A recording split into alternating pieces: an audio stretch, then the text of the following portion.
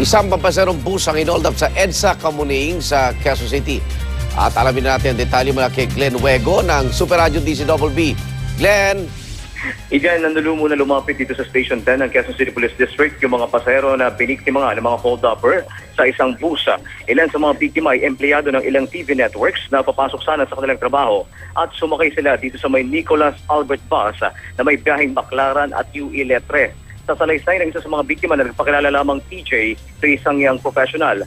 Sumakay yung tatlong hold-upper sa may Main Avenue EDSA northbound lane malapit sa may Farmers at nagdeklara ng hold-up yung tatlo. Bago rumampa ng Kamuning flyover, limas ang gamit ng mga pasahero tulad ng mamahaling cellphones, mga alahas, gadgets at cash. Ayon sa isa sa mga biktimang si TJ, pawang may mga barel yung mga suspect at bumaba yung mga ito sa may bahagi ng EDSA Quezon Avenue. Itong ang insidenteng ito ay nangyari sa kabila ng umiiral na election gun ban. Yan muna ang pinakuling balita mula dito sa Quezon City, Igan.